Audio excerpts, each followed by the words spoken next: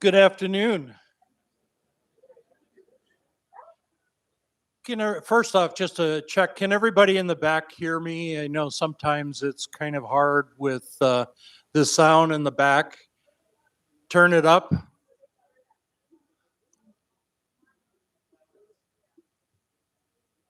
And I'll try to speak loudly, and there we go. Bring it a little bit closer.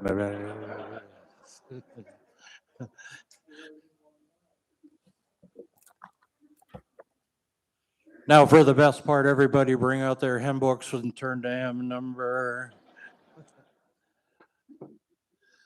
No, just because I have a music stand in front of me does not mean that I'm going to sing to you. You can be grateful for that. I'm wondering who that is. That looks like a classmate of mine from the 70s. Well, thank you for coming. My name is Dale. Welcome. I'm chair of the Friendsview board and representing our board today. I really appreciate you taking the time to be out here. I know we are streaming to the other campuses and throughout our Friendsview community. And so we have additional attendees than those that are in the room. But I really appreciate you taking the time out of your day to be here. I've been on the board since, July 2020. So I guess that makes about 4.5 years. I came right in the middle of COVID and all of that, those things. So I'm going to speak to you on a number of topics. I know there's been lots happening around campus and with our leadership team. So I'll speak to the changes in our leadership team that we've experienced recently. I'll talk a little bit about our financial condition. I'll take my glasses off so I can read my notes. You can make faces at me because now you're all blurry and I can't tell. So I'd like to speak to you just briefly about our commitment to Friendsview's vision, mission, values, and strategy, and speak to that, as well as close a little bit with my own thoughts about Friendsview and my own perspective on what's happening kind of in the marketplace and demographics of aging, and where I think there are just lots of opportunities for Friendsview as what I call strive to thrive.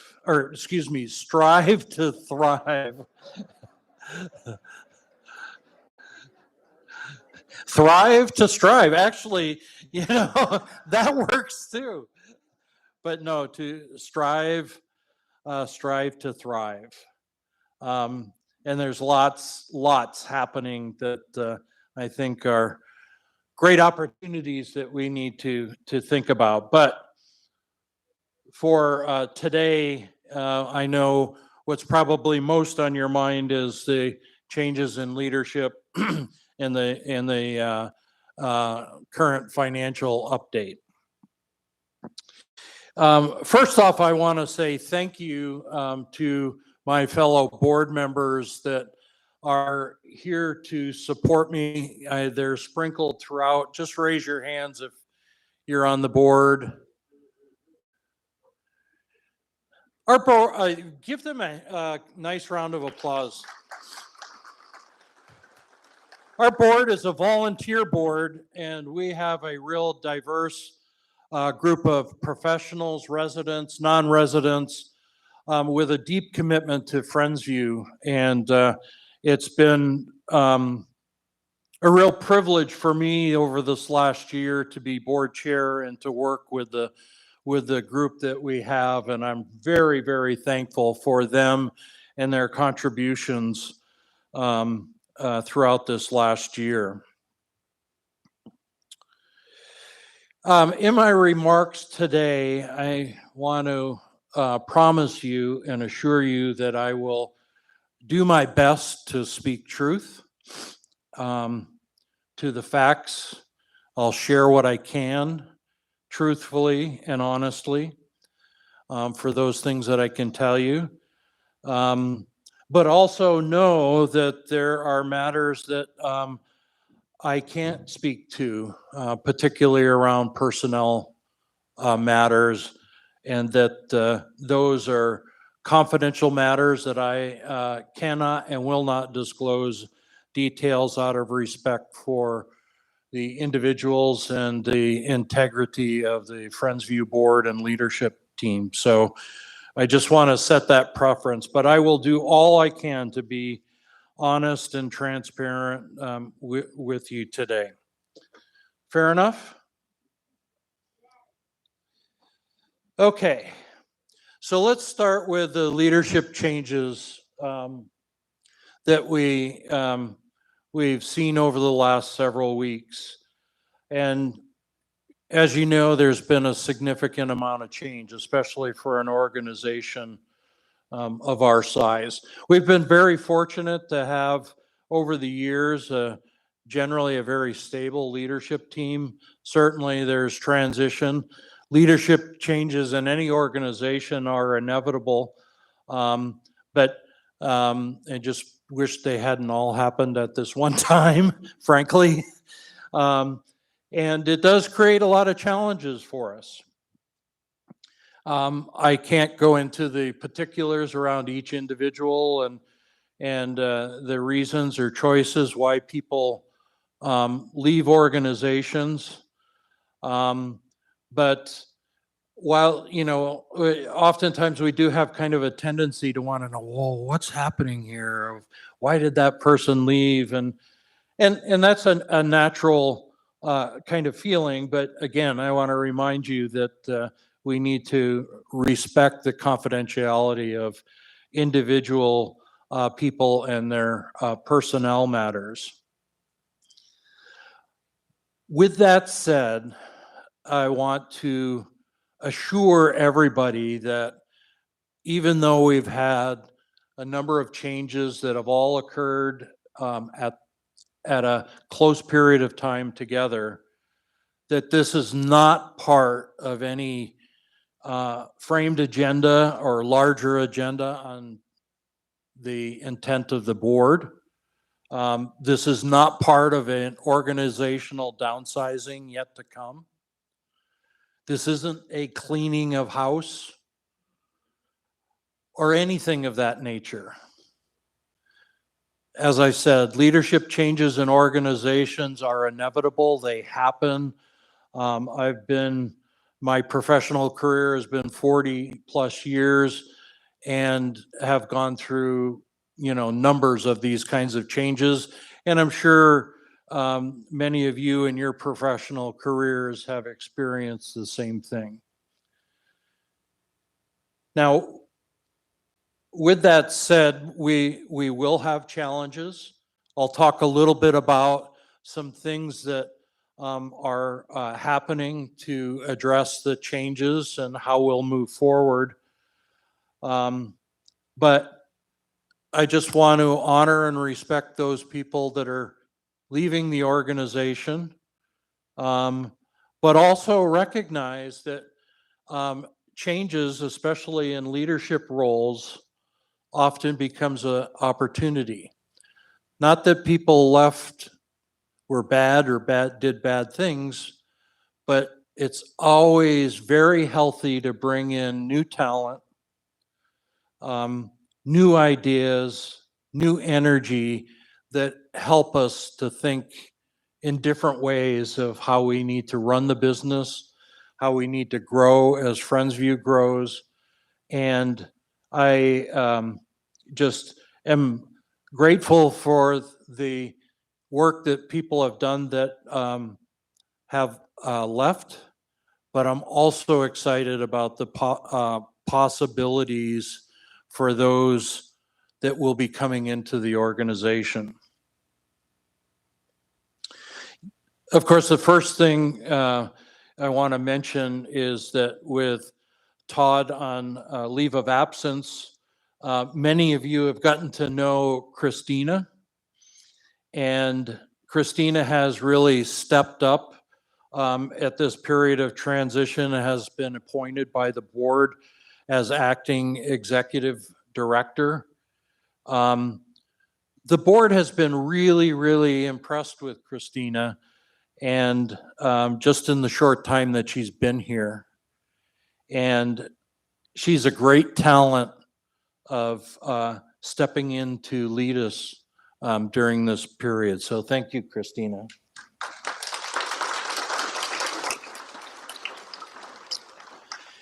And I want to thank the leadership team as well. As board chair, I don't get the opportunity to sit in leadership team meetings and interact with them as a team. In fact, rarely do I.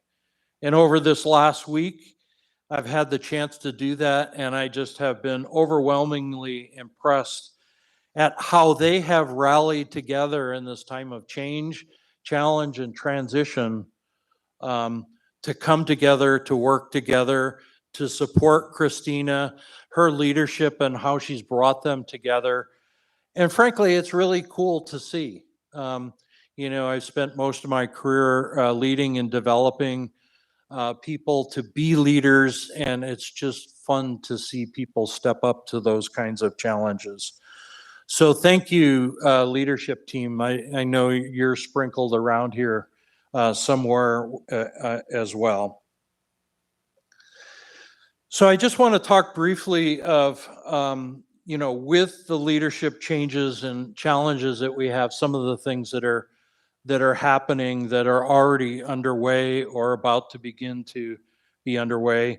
In addition to appointing Christina as acting executive director, Christina immediately posted the role for HR director, has been flooded with very good and qualified candidates, and has been going through the vetting process to look to make a selection for a replacement to the HR director role. So I think that's a really good indication of what the employment market is like out there, and that we have a lot of good, talented interest in a role as HR director.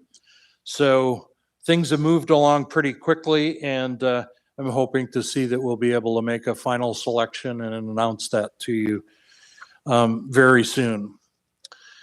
Some of the things that you may not see, Christina is engaged with a firm, an HR firm, to help with staff augmentation. That means, you know, resources to help the HR department, as well as coming in looking to make process improvements to re-engineer and modernize HR. So that's a real opportunity for us to improve the way that we do business. An additional change with a change in CFO, we're fortunate to have Dave Hampton sitting down here in front join us on an interim basis. Yes, applause is very appropriate. When I started on the board, Dave was CFO. We were in COVID, so we never met face to face, just over Zoom. So actually, this is the first time, actually. But he's agreed to come back and help. And I think that just really speaks to the dedication and spirit and the commitment to Friendsview. I mean, I'm sure Dave would love to be doing other things in his retirement, but he's come back to help us, and I really appreciate that. Thank you, Dave. Christina's working on with some temporary staffing also to come in and help support our finance function, as well as getting ready to post the CFO role with a national search firm. So we'll begin that process very soon. So there's, other things that are kind of going on behind the scenes to help support, Christina through this period of transition, as well as the leadership team. So while we have departures, it's not all just, whoop, okay, Christina, take care of it all. And leadership team, by the way, take care of it all. We're, as a board, we're supporting Christina in what is necessary to help us through this transition and keep our operations running as they always have. The last thing that I want to mention is that, in addition to these things, we've been working on a communication plan so that we can keep residents, staff, and other stakeholders informed of the changes and the progress that we're making. Unfortunately, you can expect to see more of me on occasion. From my perspective, I love meeting with all of you, and by the way, I want to say thank you to many of you who have given me thoughts, sent me cards, notes. I just had my first hip replacement 2 weeks ago, and if you saw me at other meetings, I was in a wheelchair, and I can actually stand up. Can't do jumping jacks yet, but I tried dancing with my wife the other night in the kitchen. That didn't work too well. But many of you have really extended your care and thoughts and prayers to me, and I really, really appreciate that. Thank you. Now you can keep me in your thoughts and prayers, because May 7th I'll have my left hip done, and then I can dance and do jumping jacks for sure. But thank you. So yes, we will be doing communications, written, face-to-face forums, board members, myself, the leadership team, Christina. So you can expect that to happen here to keep you updated on what's happening. It's hard when friends or colleagues leave organizations, and there's also an element of fear in that of, well, is something bigger happening in the organization? I get it. I've lived it, I've experienced it. But again, I want to assure you that there is no underlying or concerted agenda related to any of these leadership transitions.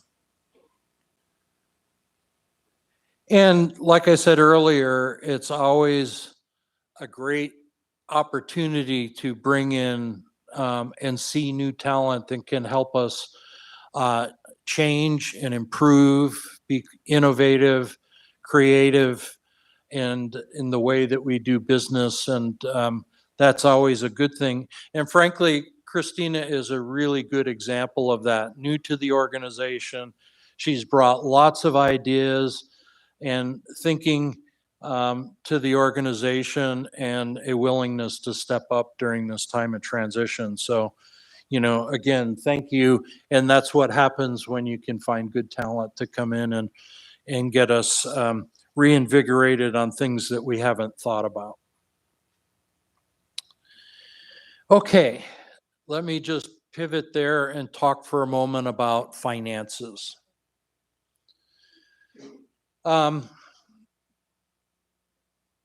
again, I will be very frank and honest with you and candid about, my view on where we are from a financial position.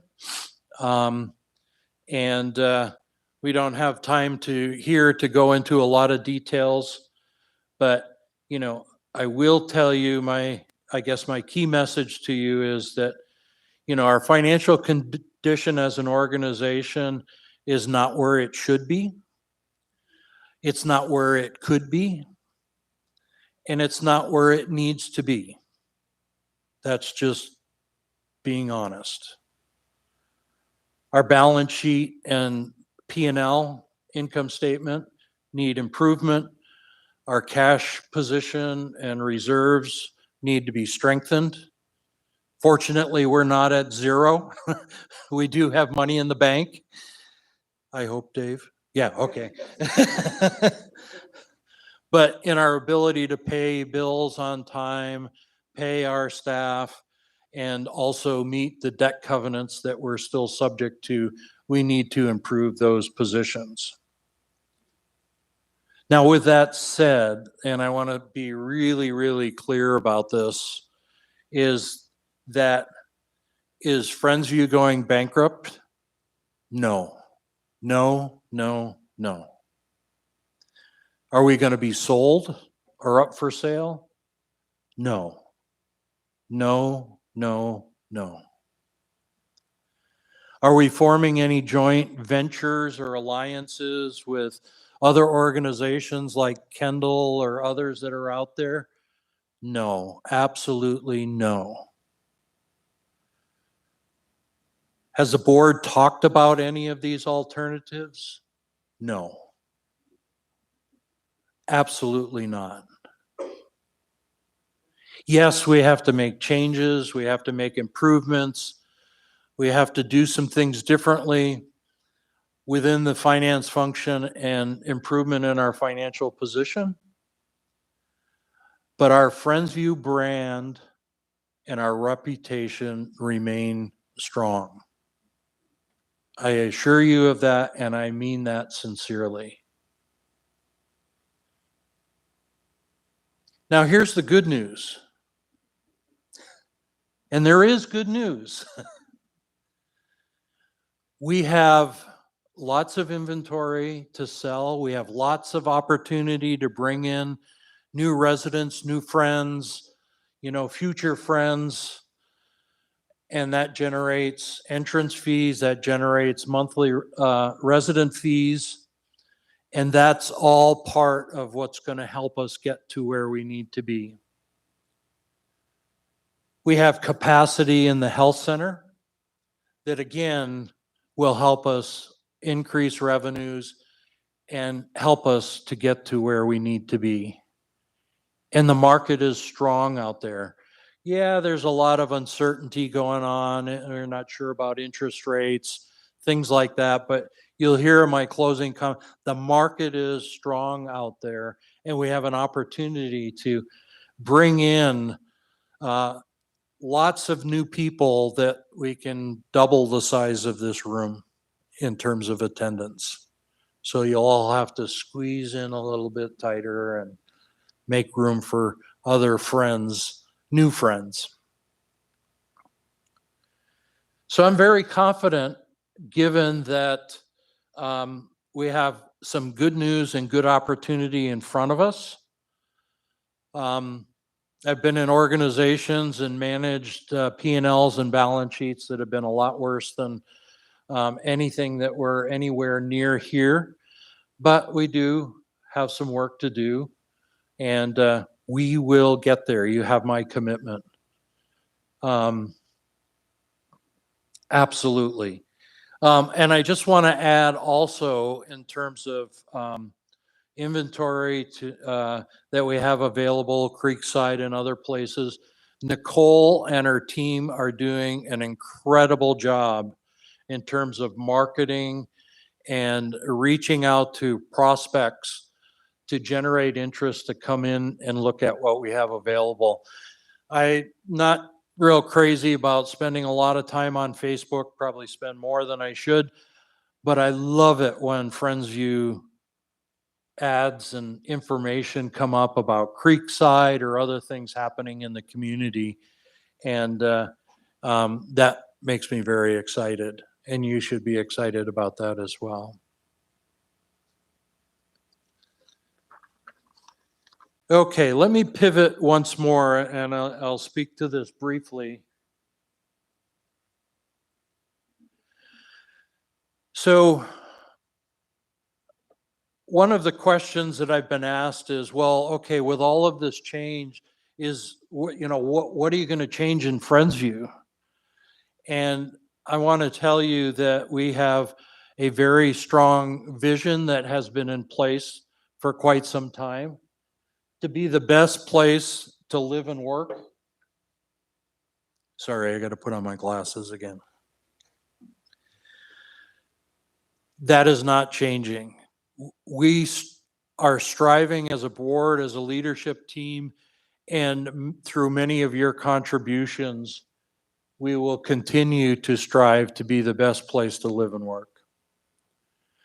Our mission and values won't change. We'll continue to strive to be a healthy community.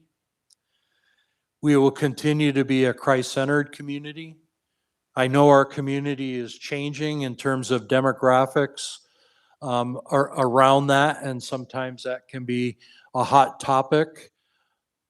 But that is the Friendsview legacy that this organization was built upon, that will be good neighbors, that will live in grace, love, and respect. And we will thrive as a community and living to the values of integrity and all of those that are there listed. That's what we will strive and continue to strive for, and those things are not changing. This is a little bit small for all of you to see, but the board spent a lot of time along with a group of residents and staff to develop a 3-year strategy. With the completion of the construction out at Springbrook and of course Sutton and Charles Beals, our strategy has really been to build, and that is complete. And I wanted to be sure that we had a strategy in place going forward of what we're going to do and what we're going to focus on. And so we spent a lot of time on this. And while I'm sure you can't read all of it, our focus is on residents, making this the best place to live, to improve our internal operations, because we basically have doubled in size. When you go back and look at the financials, Dave, back in 2012, 2013, 2014, we've doubled in size on all kinds of measures. And our processes and the way that we do business need to reflect that. We want to provide confidence to you that we are in all ways excellent in the healthcare that we provide through Charles Beals and other ways that we may choose to deliver services to you as residents. Our staff are critically important, that we develop them, we nurture them, we provide this as the best place to work for our staff so that we can retain our staff. And then lastly, the last item on there is that in all of this, that we be innovative, creative, and collaborate internally, externally with our partners, George Fox and others, to continue to find new and innovative ways to help this community, help you as residents to thrive and feel like you're in the best place you could possibly live.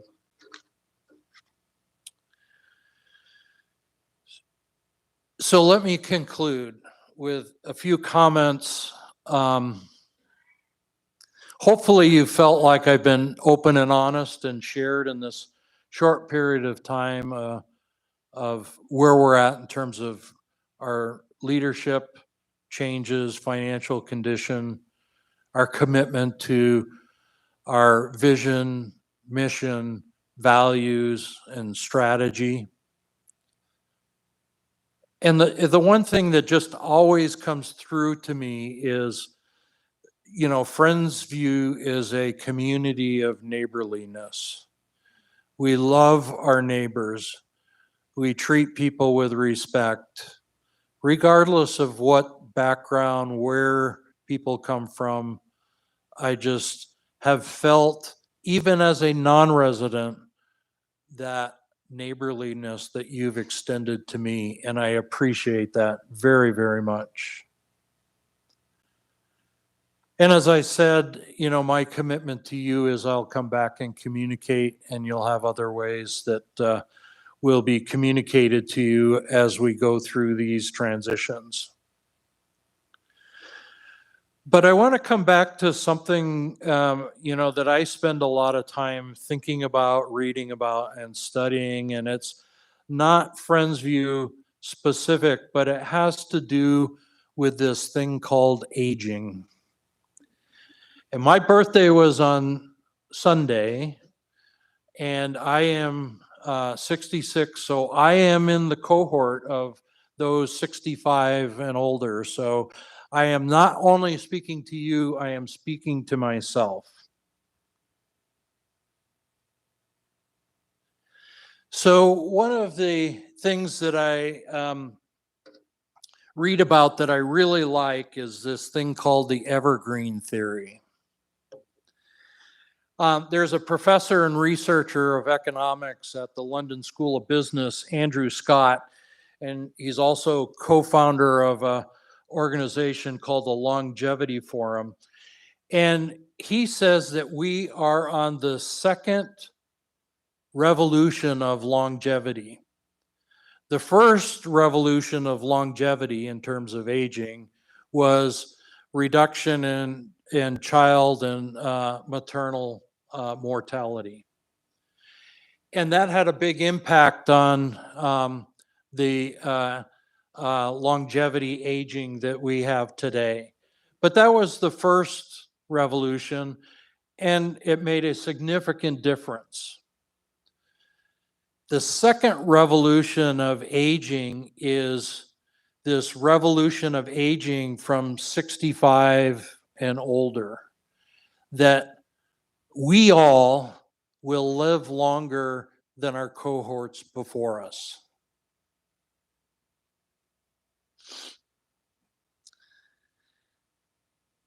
Scott says that the first person that will reach the age of 120 has already been born. Think about that. And it's interesting looking at the literature because there's a lot of preconceived notions about aging. You've probably all experienced biases. Authors and writers don't know what to call it. The age, retirees, seniors, what is it? I saw one study that talked about people over 95 and they called them the old aged. And I thought, that's really not very nice. I like to think of it as something different. Let's call us, we are the prime timers. Between 2030 and 2035, people over the age of 65, us, will be the largest cohort ever in US history. This is the one I really like. In 2034, people over 65, people aged over 65, will be a larger population than those under the age of 18. To me, that brings a whole new meaning to the hat that I have at home that says, old guys rule, right? But let me get back to the evergreen theory and what this means for us. So we live in the Northwest. We know what evergreens are. Evergreens are what? Evergreen. They don't die off in the winter. They're always green. They're always growing. And that's what the evergreen theory is in terms of longevity. It's always growing. How do we grow? How do we thrive? How do we find new interests? How do we become life learners? How do we just continue to have a level of curiosity when, decades ago, the life expectancy was less than 65. And now we're seeing it extend to beyond 100. And we have those residents here, and we've had them in the past.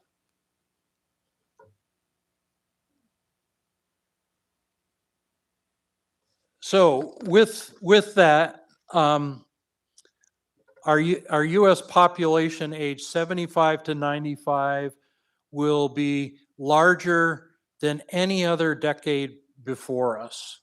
This is unprecedented. You don't need to worry about all the facts, but in 2020, we've had almost a 40% growth in the population 75 to 95 compared to the year 2000. That's including COVID, over the period of COVID. And more interestingly, by 2050, we'll have nearly 50 million age 75 or older. That's over a 3-time increase from the year 2000. We're going to be, old guys rule and old gals rule. Jim Gaffigan is one of my favorite comedians, and he does this bit about a guy 95 years old, and he says, he's 95 years old, if I had known this, I would have eaten more ice cream.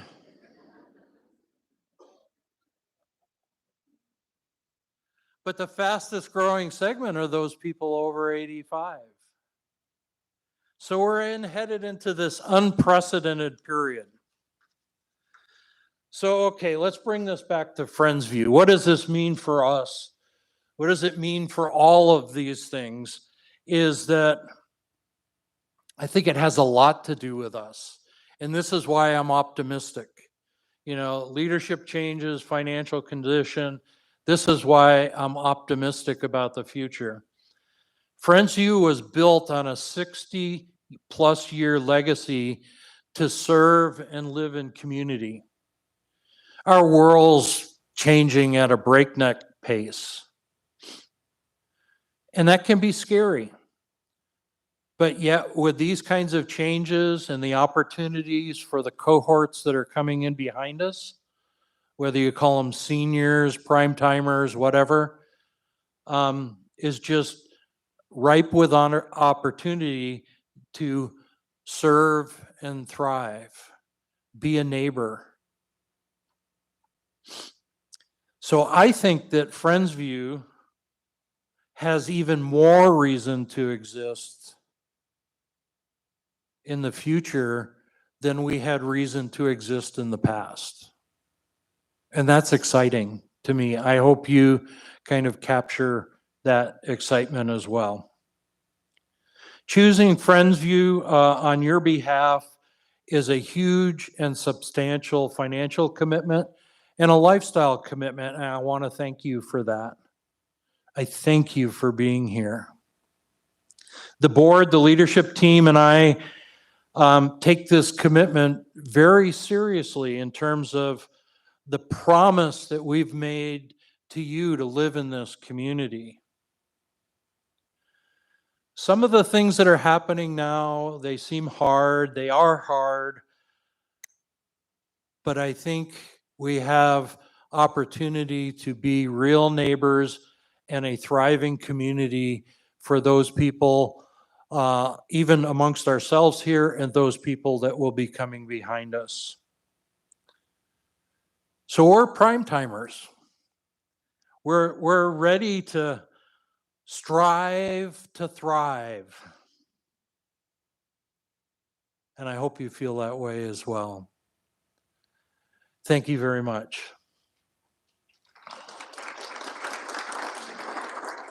You can use that if you... I'm going to turn it over to Christina. Hopefully I didn't take too much time, but Christina? Yeah. Oh, okay, thank you.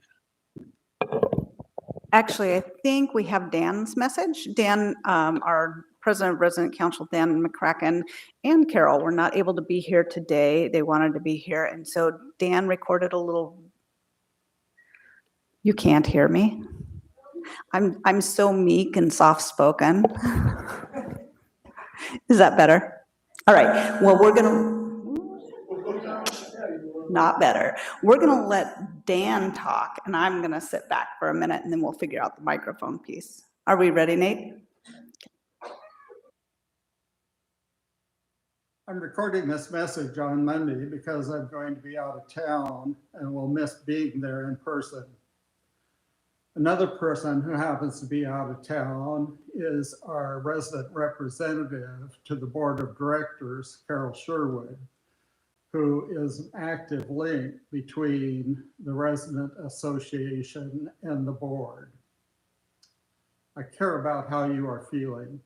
Some of what we are all feeling has points of similarity, but the particular mix of emotions is different for each of us.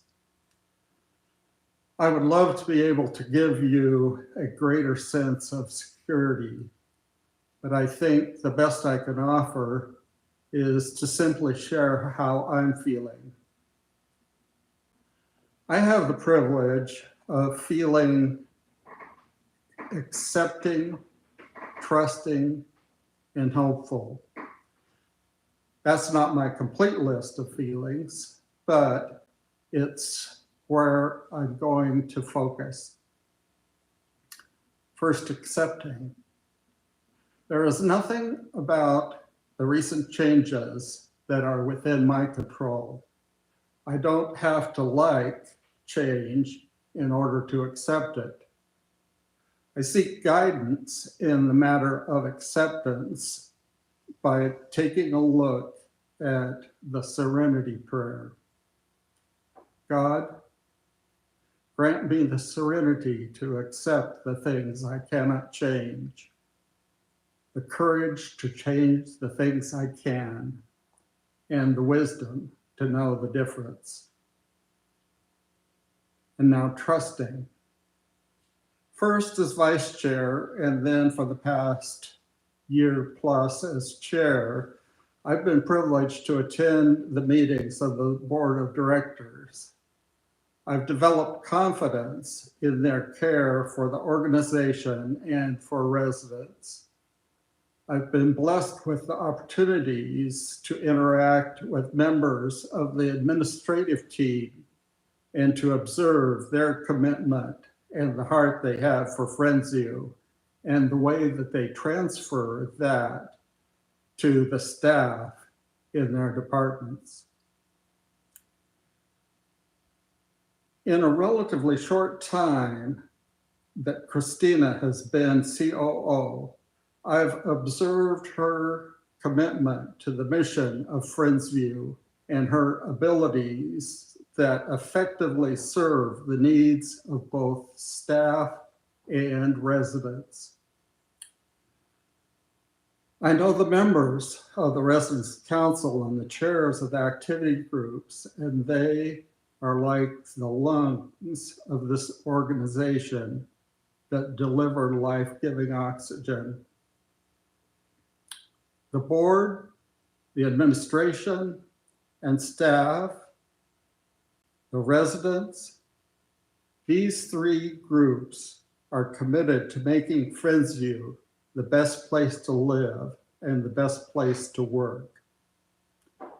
I trust those three legs of the stool to bear the weight of the challenges we face together.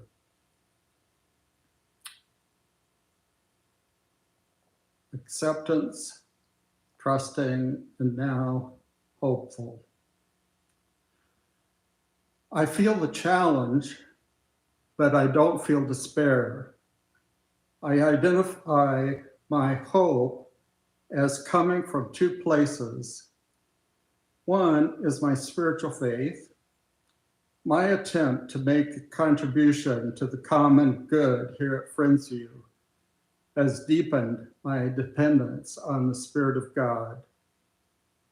The other source of hope that I'll mention is history. Both Friendsview and our neighbor across the street, George Fox University, have histories that include struggles and change. Our history shows that hard times can be overcome and will take us to a new level of successful service.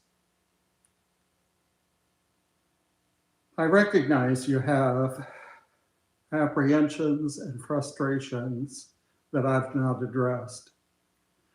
I know some of your questions will have to remain unanswered due to employment privacy. But my hope is that compassion will prosper during the unique challenges of this period of time.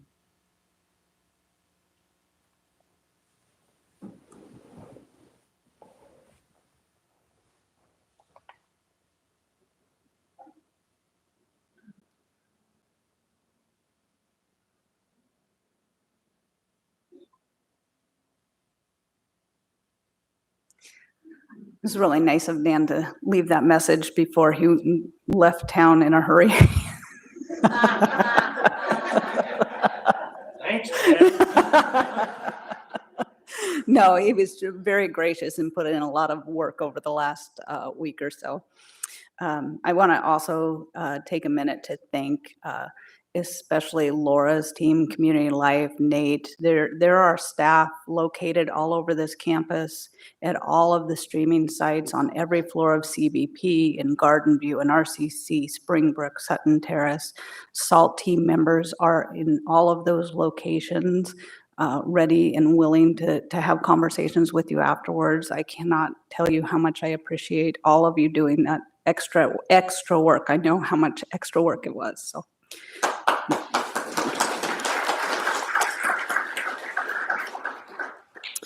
So last week I had a conversation with God, and it was, I don't know, maybe Tuesday. And I said, God, can we get off this roller coaster? And he said, well, somebody paid for another loop.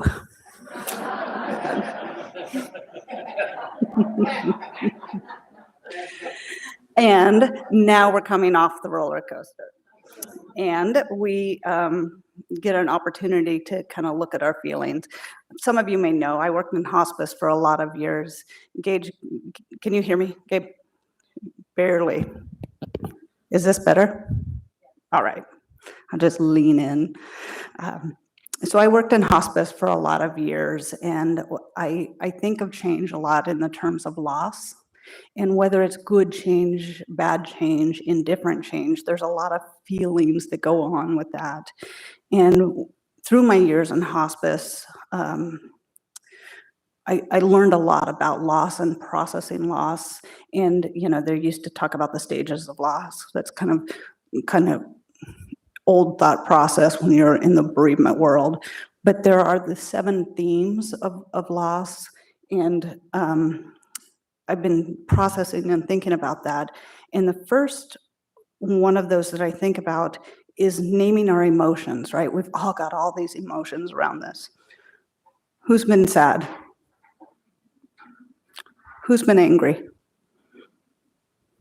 You know, all of these things. Confused, right? Yeah, naming those emotions is so important. So I've been thinking about that, giving ourselves time to name the emotions. And then another phase of that is understanding and accepting, right? Both Dale and Dan talked about maybe, you know, we don't understand why. We're not going to understand the why all of this happened at once. And it's not for me to even process it, right? It's for me to accept it and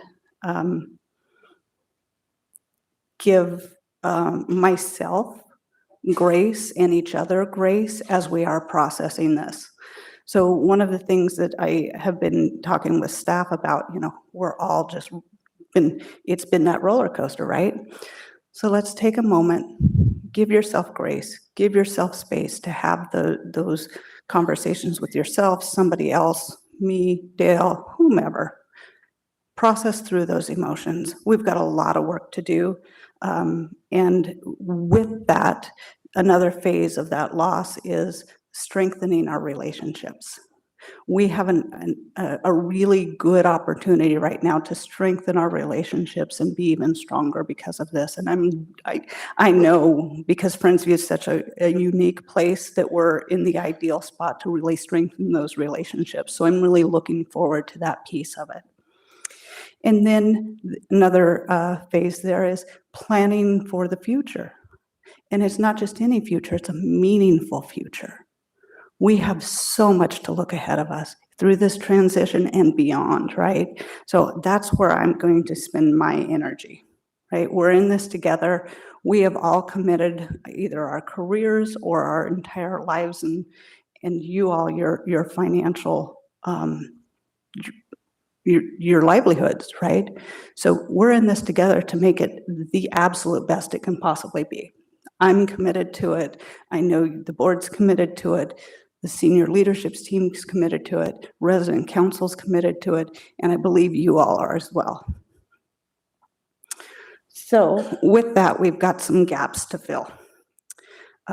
So as we're getting off the roller coaster, we're going to look at these gaps, and they're kind of in the blue area. The finance department and the HR department is where we're focusing right now. Dale talked a little bit about it. We talked about some of the hiring practices, but I'm going to talk a little bit more about some of the things that we're looking at. As we're looking at these roles, I want you all to know that the comments that you've submitted, and the questions, the concerns, I have read each and every one of them. I will respond to each and every one of them and share them with the board as well. I want to continue to hear them, but as we're filling these gaps, those pieces and that information that you provide is so important, so that we can make sure that we're filling the gaps with the right people, and your input is key there. I also know we have some trust to earn. Administration hasn't been transparent in all the ways that you need and deserve. I commit to you that we will be transparent in every way we legally can be.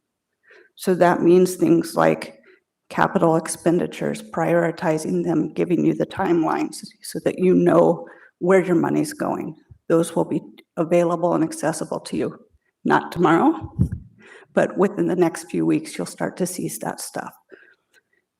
Our strategy work, it will be transparent and accessible for you, and you will be able to comment on it, add your input.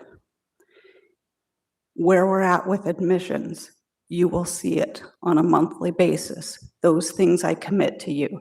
If we're delayed on that, come talk to me. I'll make sure it gets done. So let's move on to kind of the hiring pieces and what we're doing. HR. Dale talked a little bit about, we've got a lot of applicants. I've screened 9 that met the minimum qualifications, actually having conversations with them. We've interviewed 3. We've got 2 more interviews this week. Very good candidates. We're very pleased. We're first looking at culture and fit, but also looking at people who have those exemplary professional skills. We've also hired an organization, or contracted with an organization called Xenium, and they'll be doing an assessment of our HR, as well as providing guidance to our HR team while we don't have an HR director, so that they can have somebody to call when they've got that sticky situation. We'll be looking at outsourcing some of the duties like leave administration it's really tedious and bogs down our HR department. So that's kind of HR. CFO, Dale talked to you about Dave. We've already gotten 2 candidates. We posted that position beginning of the week internally, but we're also working with a recruiting firm that is a global executive search firm who's got extensive experience with not-for-profits and mission-based organizations. So we're excited to work with them, and the contract is signed, and we should be really moving forward heavily with them by Friday. We're moving quickly, but we're not moving carelessly. We really are looking for the right people, and we will continue to look until we've got the right person. Let's see, communication to our vendors has happened and will continue to happen. We've had some, being completely frank and honest with you, we've had some late payments to our vendors. We're getting caught up thanks to Dave. We are communicating with them so that they know exactly where we're at and what they can expect from us and continue to be our partners. Fire and Life Safety Officer has accepted our offer.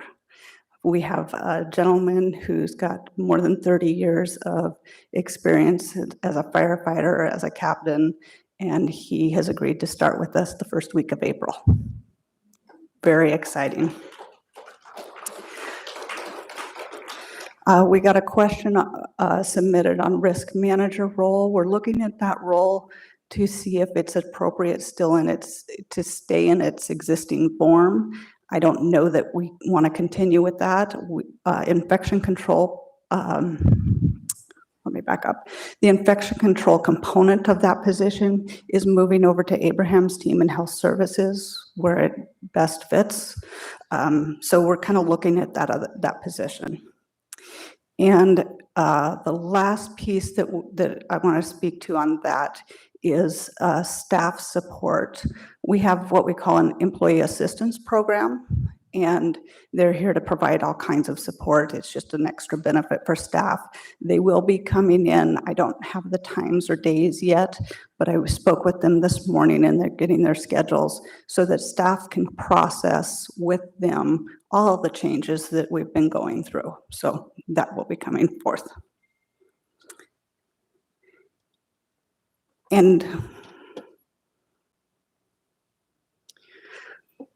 when I look out at this group of people and I think about all of those people who are on YouTube right now and over at Sutton Terrace and Springbrook and CBP and RCC and all of you sitting here, we're all connected through these core values.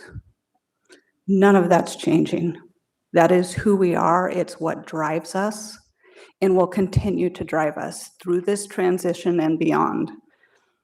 And I look at the compassion and the service, the sense of community that our staff come to work every day with. And I am inspired. I am in awe of all of you, the kindness and the gratitude that you show. Those things tell me we are going to thrive, strive to thrive. So with the strength of the 500 plus residents and the 350 plus staff, the remarkable board who volunteers their time, the residents council and all of the committees who are so invested in this organization, and the senior leadership team who come with all of their incredible professionalism and unique strengths and the commitment to excellence, I know we're going to be better than fine through this transition. I'm so excited about the things we're going to be able to do.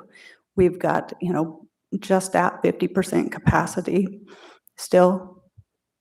That's huge. That's a huge opportunity. So we're going to continue to work towards excellence. We're going to achieve excellence, not perfection. We're going to give each other grace. We're going to give ourselves grace. I know we're going to do better. I believe it. I commit to you that we'll do better. It involves you holding me accountable, holding my staff accountable, and doing that in a compassionate way. You all made commitment to Friendsview when you invested your livelihoods here, and we have the commitment to you all to give back to you fully, the very best we can. So I'm excited, humbled. It's an honor to serve you all every day. It's an honor to serve the board, the staff. I'm humbled and excited about the things that we're going to be able to do. And I think that concludes the meeting.